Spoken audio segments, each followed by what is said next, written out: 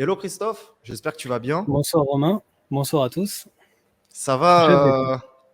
va tu t'es remis de tes cicatrices un petit peu ou pas? Ouais, De la semaine ça dernière. va. Ça a été dur, hein. Il a fallu que je fasse la récupération, des Ça tisanes et va? tout pour me remettre. Ouais, Ok. Ouais, donc tu t'es relaxé, tu t'es réparé. Là, tu es au ouais, max pour le débat de ce soir, quoi. ouais, là je suis à fond. Là. Bah, dites-nous dès le début, quel team vous êtes en ce moment même? Vous êtes plutôt team externalisation ou vous êtes rentré dans la hype comme au Ionix et vous êtes team outils, GPT-3, génération, intelligence artificielle et tout le blabla? Après, il peut y avoir une team entre deux. Il peut y avoir une team entre deux, bien évidemment, on y viendra. Ça, c'est la facilité, ça. T'as pas confiance en toi, Ionix. Commence pas à vouloir rejoindre mon camp. C'est pas comme ça le fight. On prend un thème. Là, c'est le contenu, c'est la rédaction SEO, et chacun prend une partie. Donc, c'est-à-dire, Ionix, ce soir, il est team intelligence artificielle, il est team Jasper, Red Sonic, etc. Tous les logiciels et le concept en lui-même. Et moi, je suis plus team création de contenu soi-même et contenu externalisé. Donc voilà, moi aujourd'hui, je vais défendre ce point-là. On fait les deux. On a nos sites, on a nos clients en agence, on a nos clients à travers l'outil Scribest où on propose de la rédaction de contenu, des contenus SEO, mais aussi des stratégies de tunnel de vente, des stratégies d'emailing, etc. Donc là, on a chacun pris un camp, mais bien entendu, on est un petit peu sur les deux parties, quoi. Et après, ça dépend du contexte, ça dépend du projet et tout ce qui s'ensuit.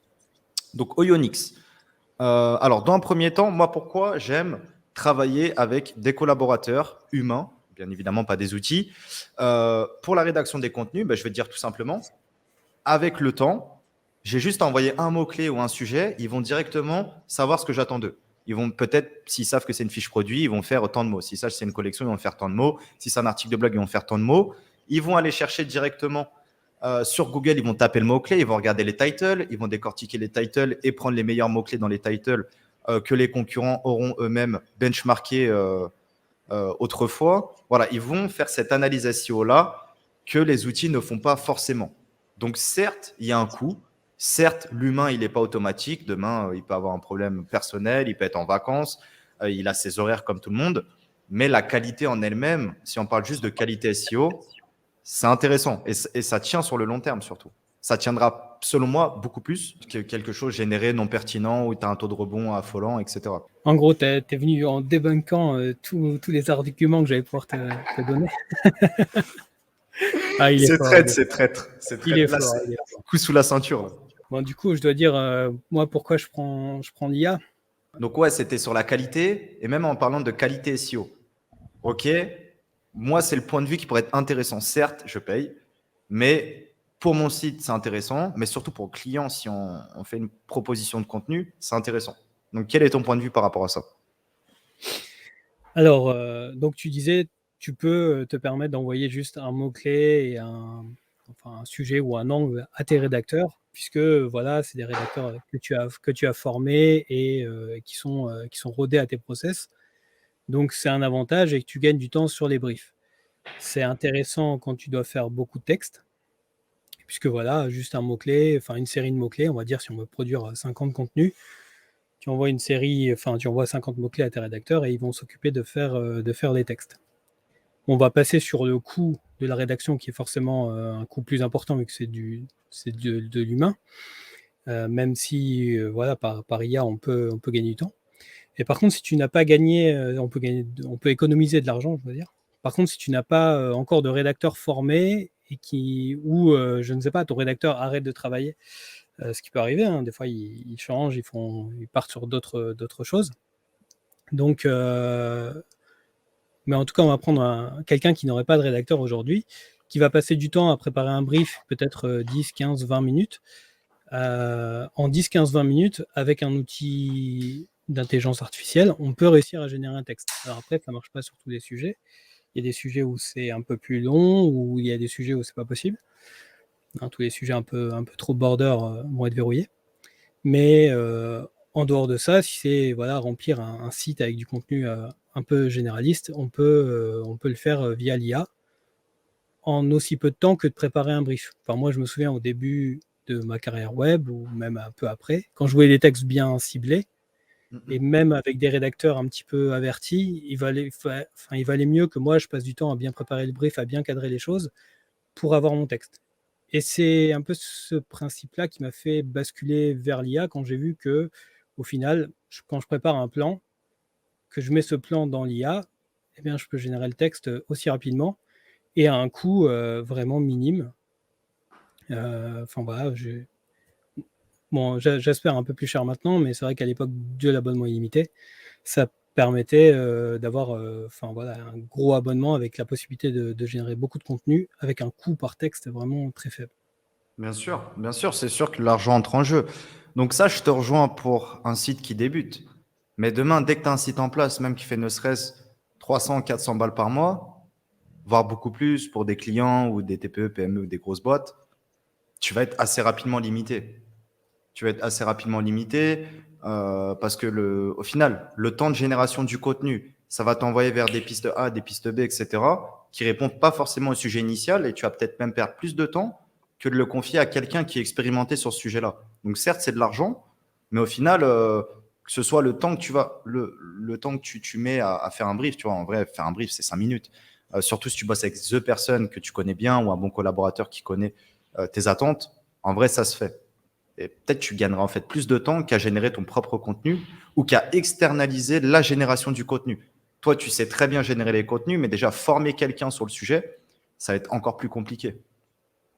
Ce que Bah, d'ailleurs, on essaye de faire. Mais oui, après former quelqu'un sur l'utilisation de l'IA, c'est pas forcément très compliqué. Il faut juste que la personne ait juste du bon sens en relisant et en ajustant au fur et à mesure le texte. Donc, hormis au début où enfin, voilà, il faut prendre en connaissance du système qu'on utilise, mais après, ça va de plus en plus vite. Et en plus, les outils ont pas mal de fonctionnalités diverses et en les compilant, c'est là où on va pouvoir en tirer le meilleur. Parce que bien sûr, on peut aller sur un outil comme Jasper et cliquer, enfin mettre un mot et cliquer sur Compose et voir ce que ça va sortir. Oui, ça ne sortira rien de bon. Par contre, avec quelques commandes et en utilisant les autres options, enfin les autres templates du tool, en combinant le tout, c'est là où on peut sortir un texte très bon en quelques minutes. Et quand je dis 20 minutes, c'est vraiment quand on prend le temps, hein, mais sinon en 5-10 minutes, on peut déjà sortir, en 5 minutes, on peut sortir 500 mots assez rapidement si on n'est pas trop, enfin voilà, s'il n'y a pas trop de points à vérifier. Après, voilà, après, des fois, il peut y avoir des points à vérifier si on veut s'assurer que, enfin, ce qu'on appelle le fact-checking, quoi, s'assurer que ce qui est sorti est assez cohérent, mais ça va très très vite. Et le truc, c'est que, voilà, on a une idée, on met le mot-clé, on a rapidement un plan ou des idées de plan, et on génère le contenu.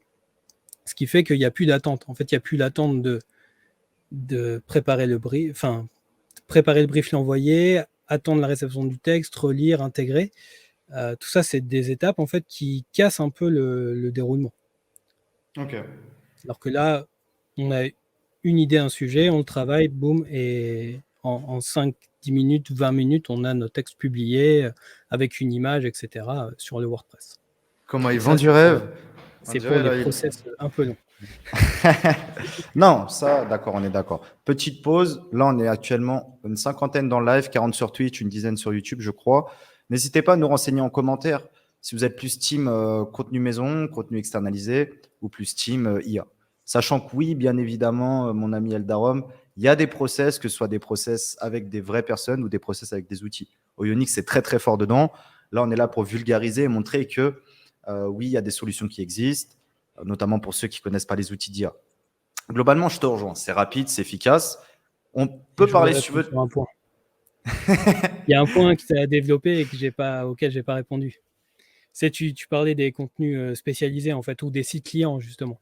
Ouais. Enfin voilà, s'il y a un site client ou un site qui fait du business déjà et qu'on veut pas trop, où on a un peu peur en fait d'abîmer le site en quelque sorte si on envoie du contenu généré par IA.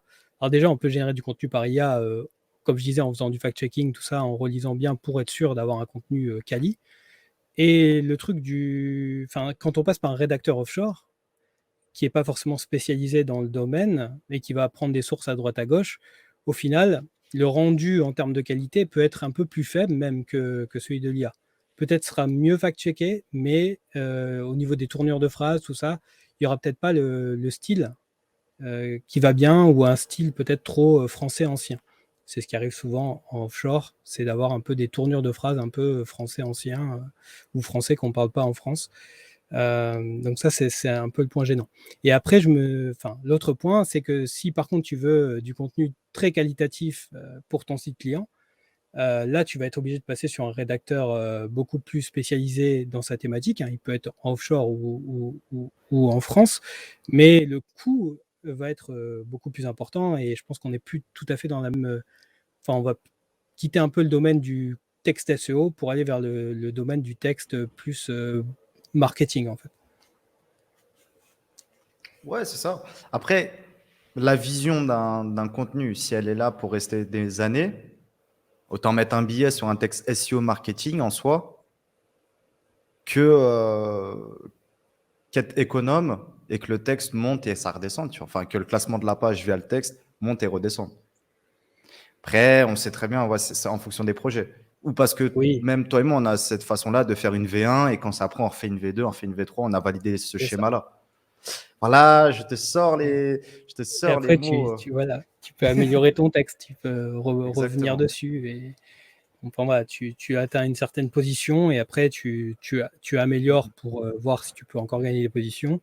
Et une fois que tu as amélioré, ben après, tu fais des liens pour encore améliorer tes positions.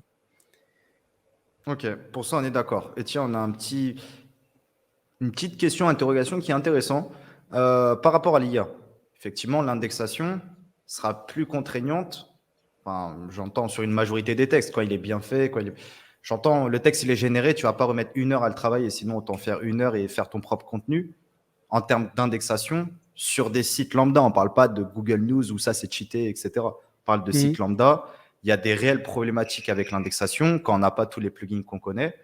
C'est une réalité.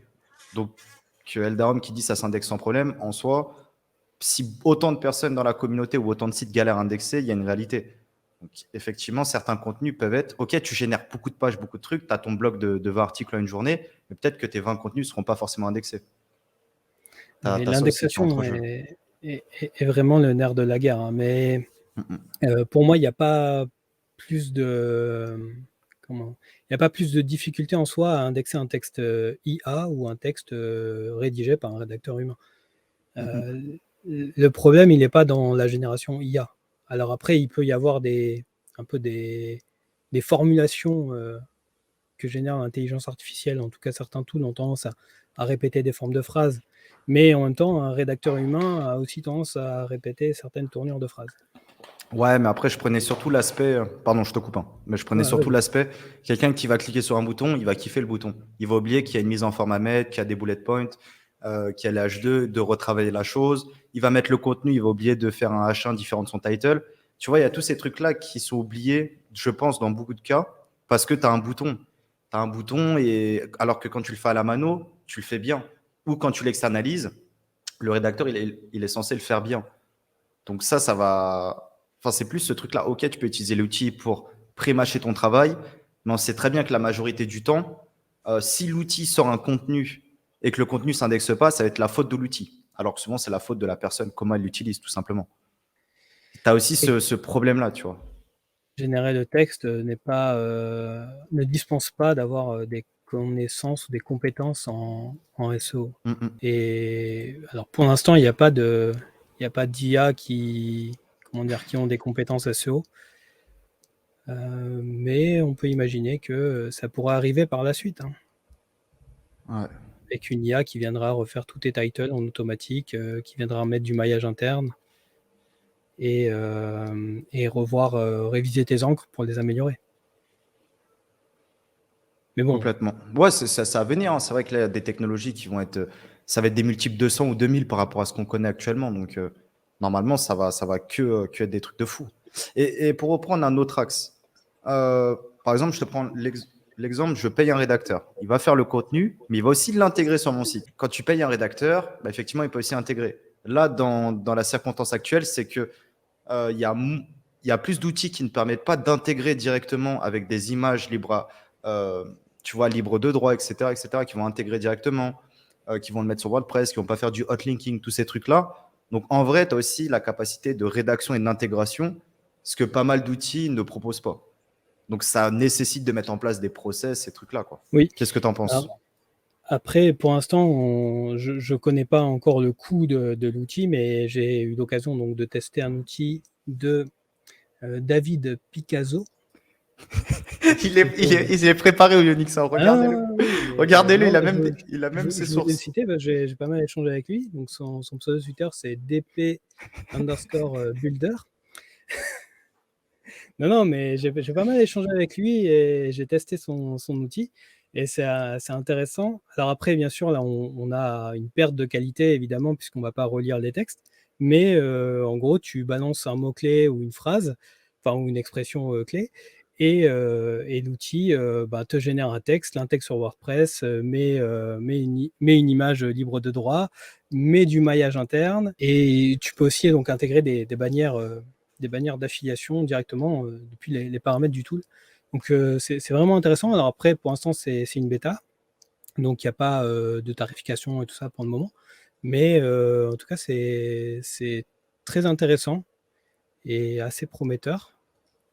Donc, et ça solutionne aussi le problème d'intégration. Enfin, quand on veut faire du PBN rapide ou d'autres stratégies un peu plus avancées en affiliation, c'est intéressant parce que le contenu qui sort du coup généré par GPT-3 reste du contenu lisible par les humains.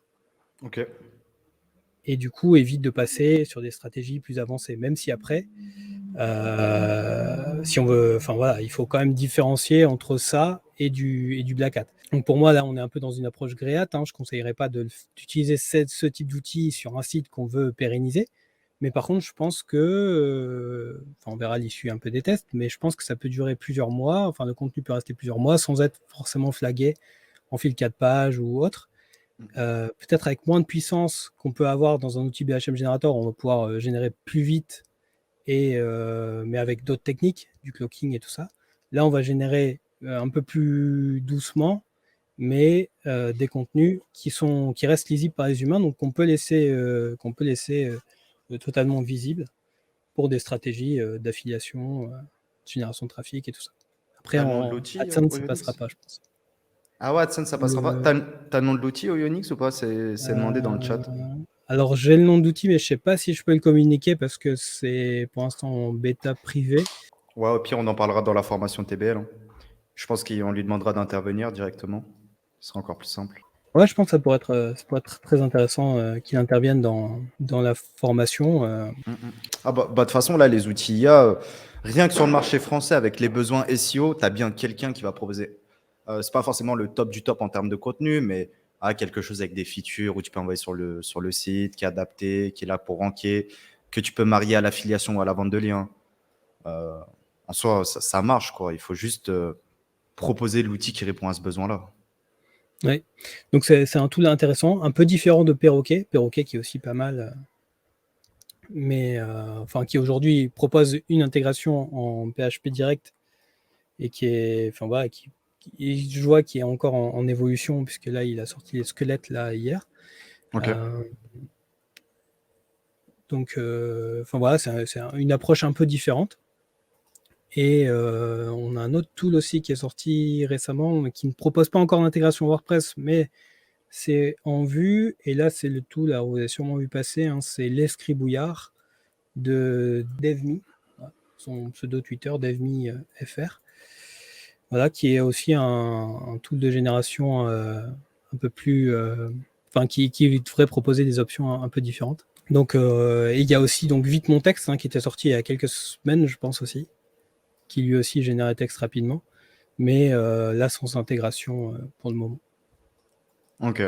Ouais, donc en gros, voilà. Pour revenir au sujet, bon, t'as pas forcément d'outils clés en main. Donc tu peux bidouiller. Enfin, dis-moi si je me trompe, mais si on résume, t'es solo, t'as ton projet.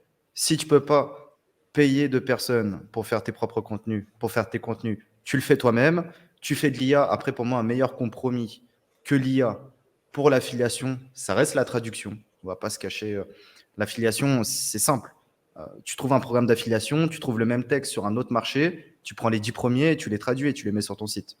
Moi, perso, donc, je suis plus team affiliation. Et après, s'il faut faire du maillage, je vais utiliser l'IA. Je vais utiliser l'IA pour blinder de contenu, pour faire un peu de volume. et pour mailler avec des bonnes encres mes top contenus, quoi.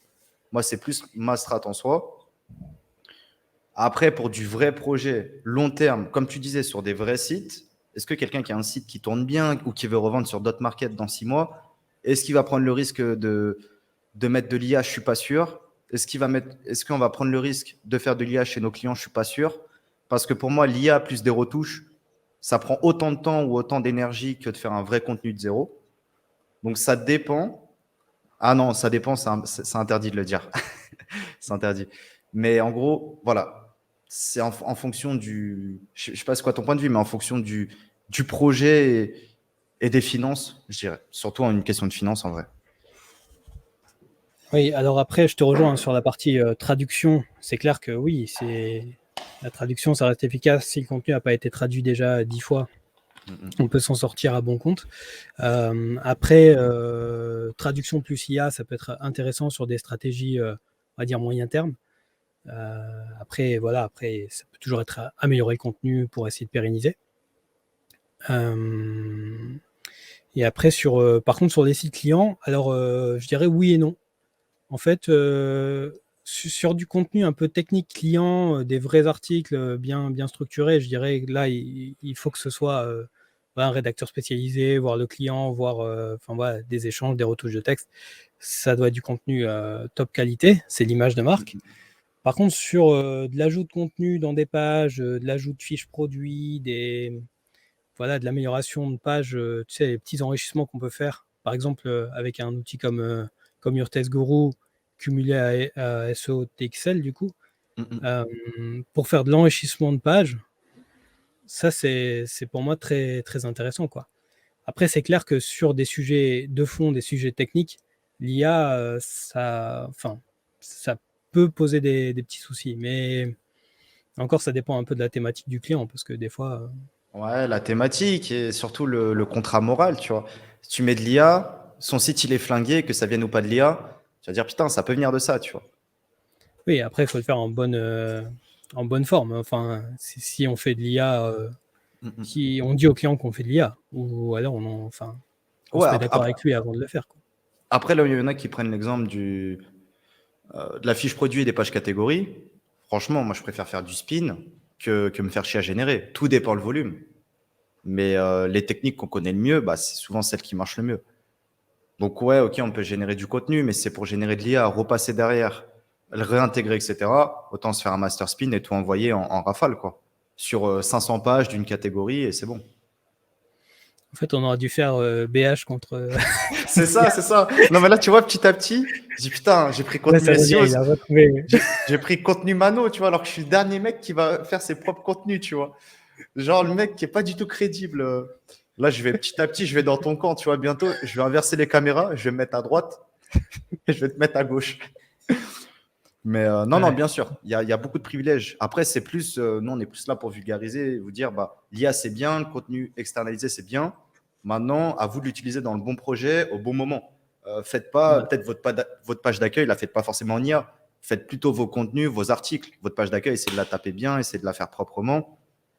Voilà, en fonction C'est un petit exemple, mais parce que souvent on se dit IA, donc on va faire que de l'IA. Alors que non, ça peut être intéressant dans certains cas, mais dans d'autres cas, ça c'est pas du tout intéressant.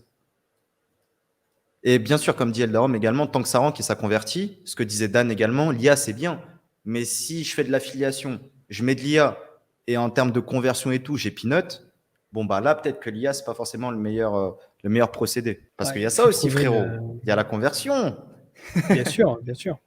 Après, je pense que tous ceux qui rankent un peu le savent, mais la conversion se fait pas forcément sur le texte. Ça dépend bien sûr, encore une fois, ça va dépendre des thématiques, bien entendu, mais on peut convertir avec du contenu auto-généré, Ouais. même visible par l'œil humain. Mais tant qu'il y a des beaux CTA, les gens cliquent dessus, quoi. Tu te souviens dans la formation Black Hat Money, la personne qui avait fait générer ces textes master spin sans clocking, avec Ouais. juste un Espace.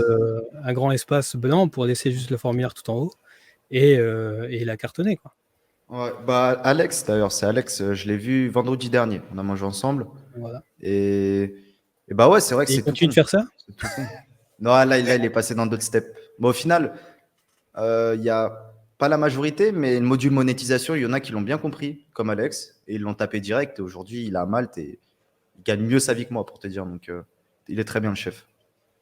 Mais ouais, non, des fois, c'est tout con, hein. On veut faire ça bien et un formulaire, un espace et un texte, bah, ça marche, quoi.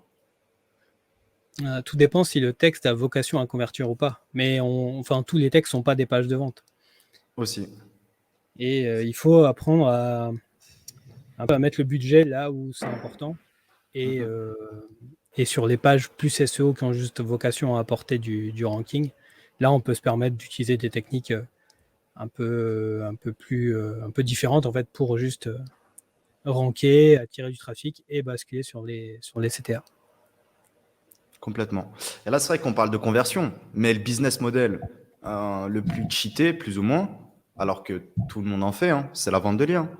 La vente de liens, au premier TBL Weekend, j'avais pris trois quatre mots-clés. Alors, c'était un samedi, non, c'était un dimanche, et le samedi soir, j'ai fait 3 contenus IA. J'ai mis, ça s'est indexé rapidement, l'XP était pas mal.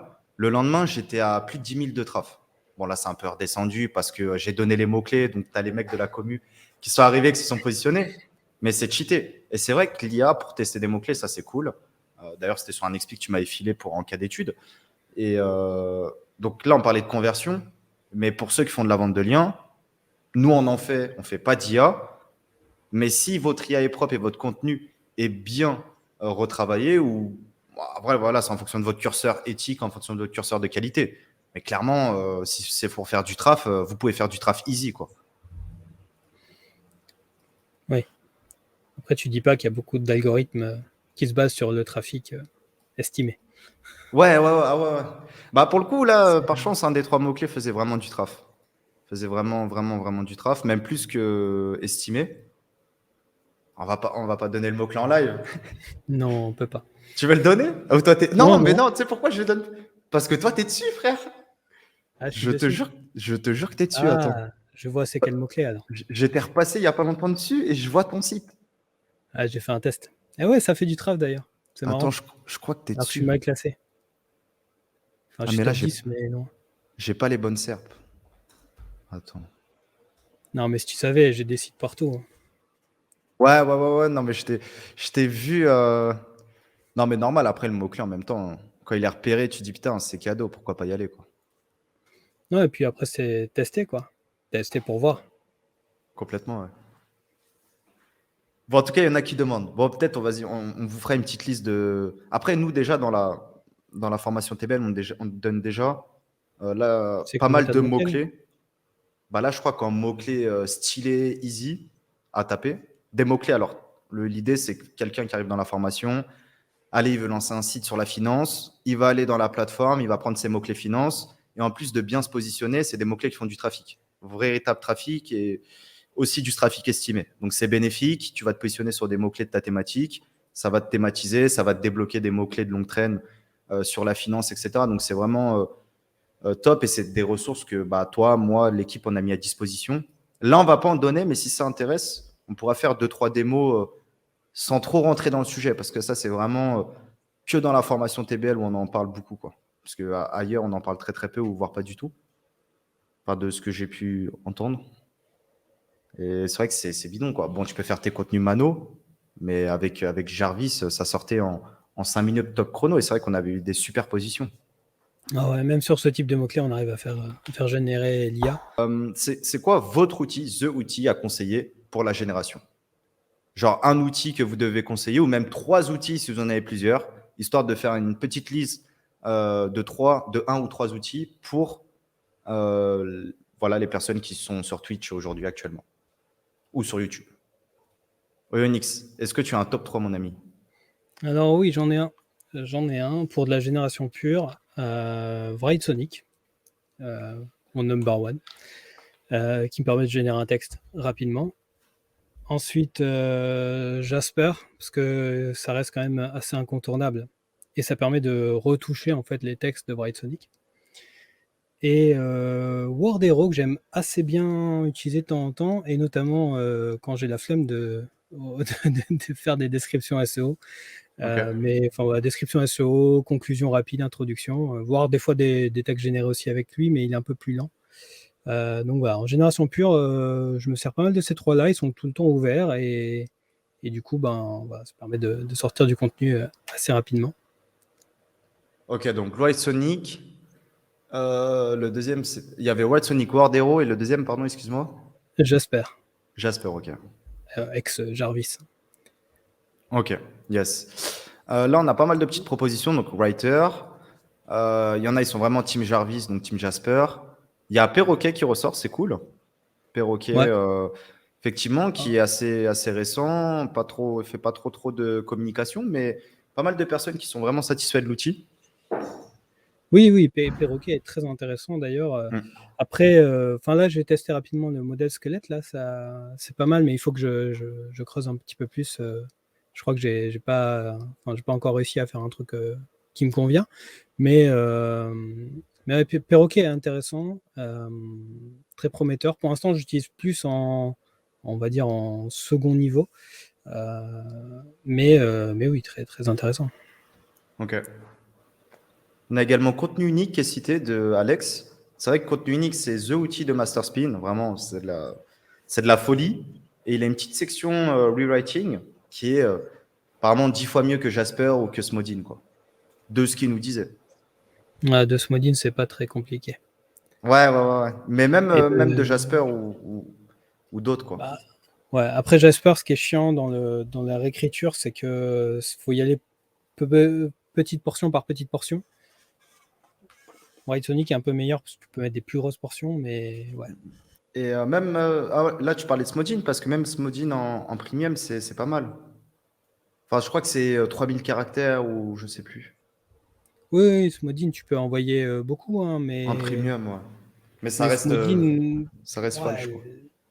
c'est pas top la Bah, réécriture. en vrai, c'était un des premiers qui est arrivé, hein. C'était un des premiers. Il est resté en free avec une API. Mais après, bon, là, ça fait 1 an, 2 ans où tu as tous les outils qui ont débarqué, quoi. Tu as Closer Copy, je sais pas si tu connais. Ça, j'avais vu passer l'affiliation. Ouais, j'ai vu passer, mais je n'ai pas testé. C'est comme il y a Cedi, qui est cité dans le live de tout à l'heure, mais j'ai pas vraiment testé non plus. Ok. Jasper, ok. Bon, c'est cool. Il y a pas mal de propositions, mais c'est un peu toujours les mêmes. Globalement, alors, si on revient sur la création de contenu, est-ce que vous avez une plateforme à conseiller pour acheter votre contenu? Bon, il y en a qui vont parler des plateformes plus chères parce qu'ils ont plus de budget, d'autres qui vont prendre la plateforme la moins chère parce que voilà, chaque euro est important. Je vous laisse nous dire dans le chat quelle est la plateforme ou les plateformes sur lesquelles vous achetez pas mal de contenu et qui sera intéressant à mentionner. Ok, Jinku, plateforme du frérot Daidou. Yonix, je ne sais pas si tu achètes du contenu ou non, pas du tout. De toute façon, toi, tu es armé de rédacteurs là en ce moment. Enfin, depuis. Là c'est J'ai une mort, si tu armée, achètes du contenu, c'est des dépenses superflues. de robots. Non, j'ai testé. Hein, j'ai testé Content 30 notamment. Voilà, j'ai pas testé les autres. Ok. Mais non, après, voilà, il faut faire des tests. Publier un article, revendre sur Next Level. Mm-mm. La base. Content Rank, ok, de notre ami Eliott Bobier. Euh, Bulldoze, ok. Bulldoze, effectivement, c'est pas mal pour trouver des rédacs. Beam Express, ok. Après, là, il y Donc a là, un vous. Vas-y, je t'en peu prie, les pardon. deux. Là. Il y a la plateforme d'achat de contenu direct et les plateformes de rédaction aussi, je vois. Ouais. Chilion qui nous dit VA, donc VA c'est Virtual Assistant, bien formé, ça simplifie la vie, effectivement. Ça simplifie la vie, ça coûte moins cher. Oui. C'est d'autres problèmes que tu n'as pas forcément quand tu payes en one shot. Genre la maison qui brûle 3 fois là, dans la même année, comme tu disais. Mais globalement, ouais, c'est un très bon compromis, hein. Surtout quand c'est pour tes Oui. contenus à toi. Mais en plus, quand c'est pour tes clients, c'est pas pareil, quoi. Tu as une certaine pression et tu peux pas te permettre de ne pas avoir des personnes qui te sont dédiées, quoi. Alors pour le coup, je vais faire une immersion dans ta team. Moi, ce que j'ai fait comme process qui est sympa, mais après, il faut quand même pouvoir payer un assistant mensuellement. Mais ouais, j'ai pris un assistant offshore à qui je donne voilà, un mot-clé ou un sujet. Lui, il prépare les briefs, il gère tout avec l'agence de rédaction qui est derrière. Il s'occupe de l'intégration du texte, il s'occupe de mettre les images, il s'occupe de tout faire. Et oui, c'est vrai que là, du coup, ça simplifie la vie. Mais après, ça fait une charge. Après, on pourrait prendre le VA en mode one shot, enfin, juste de temps en temps. Mais après, je pense que pour fiabiliser le process et comme on lui donne accès au site et tout ça, c'est mieux mieux d'avoir une relation de long terme, on va dire. C'est mieux. Oui, ça, on l'a tous connu, ça. C'est malheureux, mais putain, c'est une réalité. Hein. Bah, c'est surtout qu'elle a quand même ressuscité 4 fois. C'est ça qui est. C'est ça qui est extraordinaire. Il y a le TBL Weekend là, qui est en cours d'évolution. Il y a eu 6 équipes. Enfin, pour les membres TBL qui sont là ce soir, pensez, si vous n'avez pas encore interagi dans votre équipe, dans votre groupe, pensez à envoyer un petit message. Pensez à définir votre niche parce que là, ça va arriver très rapidement, la semaine préparatoire. Donc, identification de la niche, élaboration du plan d'action, dispersion des missions et des tâches de chacun, histoire que vous soyez prêts. Et même si c'est dans 2 semaines, commencez à vous préparer, que ce soit Annie Croche qui a son équipe, Phil qui a son équipe, etc. Là, il y a 6 groupes. Ceux qui n'ont pas encore de groupe, pensez à m'envoyer un message en privé. Comme ça, je peux vous envoyer dans un groupe. L'idée, c'est que c'est des groupes de 5 associés. Pour ceux qui ne seront pas forcément, c'est 5 partenaires qui vont travailler sur un même projet pendant 2 semaines. Et ce projet-là, qui aurait pu peut-être prendre 6 mois, 1 an, sera élaboré en 2 semaines. Parce qu'on va mutualiser les forces, on va faire des rencontres, on va trouver potentiellement son futur partenaire, son futur associé. Donc ça, c'est un gros projet. Je voulais juste réinsister dessus.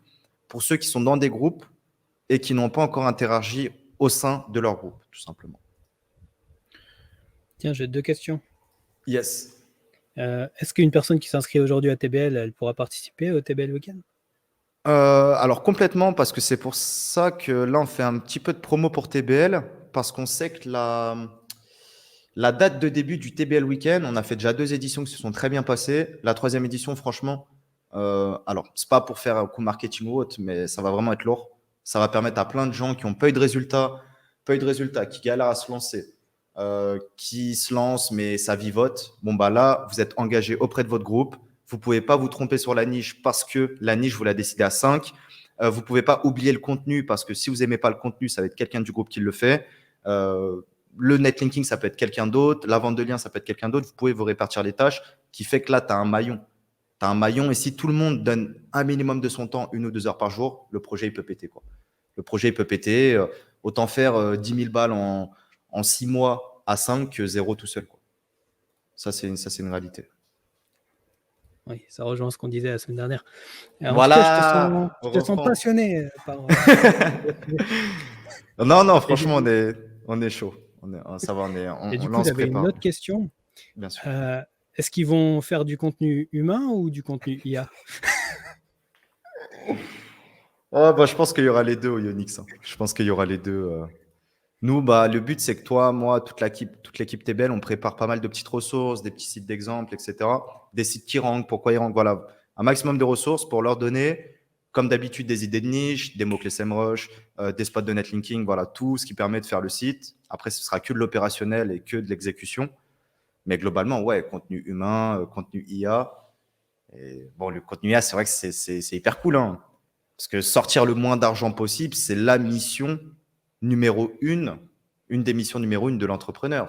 Tu dois te lancer, mais avec le moins d'argent possible, clairement. Il faut surtout avoir cet aspect rentabilité. Aussi, ouais. Mais tant que tu l'as pas, tu es obligé de serrer la ceinture. Quoi.